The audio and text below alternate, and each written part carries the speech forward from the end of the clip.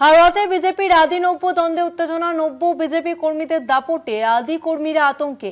বিজেপির বসিরহাট সাংগঠনিক নেতৃত্বের বিরুদ্ধে অভিযোগ, তবে অভিযোগ ভিত্তিহীন বলে দাবি করেছেন জেলা নেতৃত্ব। সঞ্জিত চক্রবর্তী রয়েছে আমাদের সঙ্গে ফোন লাইনে। সঞ্জিত, কি অভিযোগ?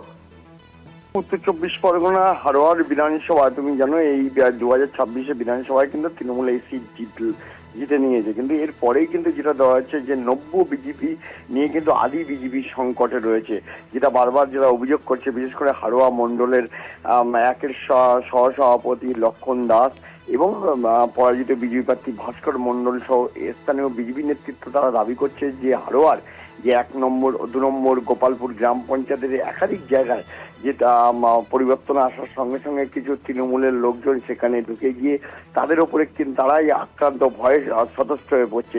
ইতিমধ্যে সেই অভিযোগ তুলেছেন খোদ বিজেপির সাংগঠনিক জেলার যে সাধারণ সম্পাদক রাজেন্দ্র সাহার বিরুদ্ধে। তারা দাবি করেছেন যে তার নেতৃত্বে তারা নাকি জলে নিয়ে তাদেরকে এই ধরনের ঘটনা ঘটাচ্ছেন, কিন্তু সেই অভিযোগ অস্বীকার করেছেন রাজেন্দ্র সাহা।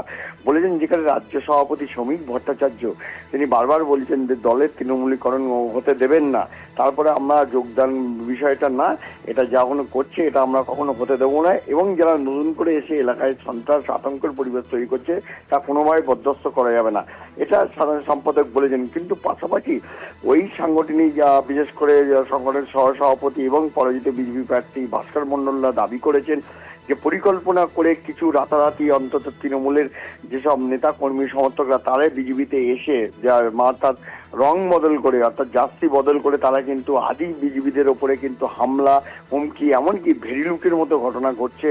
এই অভিযোগের ভিত্তিতে ইতিমধ্যে তারা একটা লিখিত দেবেন রাজ্য সভাপতি শ্রমিক ভট্টাচার্যের কাছে। বারবার যে তারা দাবি করছেন এটাকে এক্ষুনি দল যদি না দেখে তাহলে আগামী দিনে যারা বিজেপি যারা দীর্ঘদিন লড়াই করেছে বিজেপির সঙ্গে থেকে তারা কিন্তু যথেষ্ট আতঙ্ক সংকটের মধ্যে পড়ে যাচ্ছে, যার কারণে এই অভিযোগ পাল্টা অভিযোগে রীতিমতো কিন্তু হারোয়ায় একটা রাজনৈতিক চাঞ্চল্য ছড়িয়েছে।